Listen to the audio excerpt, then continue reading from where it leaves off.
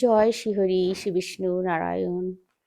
সকলকে অনেক অনেক শুভেচ্ছা। আজকে একটা খুব সুন্দর কথা বলবো, যেটা হচ্ছে মানে সব দিক দিয়ে উপকার পাবেন আপনারা। প্রতিদিন একটা করে ঘিয়ের প্রদীপ জ্বালিয়ে দিন। যদি পূর্ব দিকে জ্বালান, আমি বলে দিচ্ছি কারণগুলো। যদি পূর্ব দিকে আপনি মুখ করে পুজো করেন, পূর্ব দিকে জ্বালাতে পারেন। বা যদি যে ঘরে ঠাকুর আছে সে ঘরে নাও জ্বালাতে পারেন।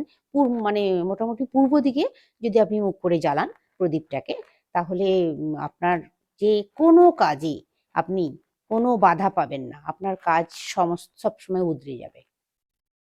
এবার যদি আপনি মনে করুন যে পশ্চিম দিকে মুখ করে প্রদীপ জ্বালান, পশ্চিম দিকে মুখ করে আপনি অন্য ঘরে, অন্য জায়গায় প্রদীপ জ্বালাতেই পারেন পশ্চিম দিকে মুখ করে, কোনো অসুবিধে নেই তাতে। ঠাকুরের কাছেই জ্বালাতে হবে এরকম কোনো কথা নেই, কিন্তু ঘিয়ের প্রদীপ হওয়া যায়। আর একটা কথা আমি বলতে ভুলে গেছি, ঘিয়ের প্রদীপের মধ্যে কিন্তু দুটো লবঙ্গ অবশ্যই দিতে হবে।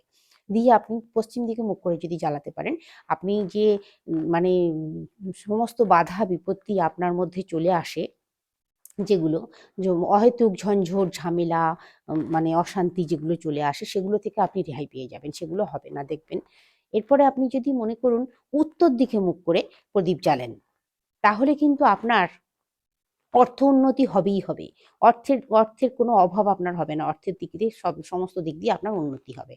এবার যদি আপনি মনে করুন দক্ষিণ দিকে মুখ করে প্রদীপ জ্বালান, দক্ষিণ দিকে মুখ করে প্রদীপ জ্বালালে, দক্ষিণ দিকে সচরাচর করে প্রদীপ কেউ জ্বালায় না, প্রদীপ দক্ষিণ দিকে মুখ করে জ্বালানো হয় না, তো আপনি ঠাকুরের কাছে জ্বালাবেন না। আমি বারবারই বলছি, অন্য ঘরে অন্য জায়গায় আপনি যে কোনো জায়গায় দক্ষিণ দিকে মুখ করে প্রদীপ জ্বালাতে পারেন, কিন্তু অবশ্যই ঘিয়ের প্রদীপ হতে হবে। ঘিয়ের প্রদীপের মধ্যে দুটো লবঙ্গ দিয়ে দেবেন, দিয়ে দক্ষিণ দিকে মুখ করে জ্বালান। আপনার সাংসারিক যত সমস্ত ঝগড়া বিবাদ অশান্তি আছে সেগুলো সমস্ত মিটে যাবে।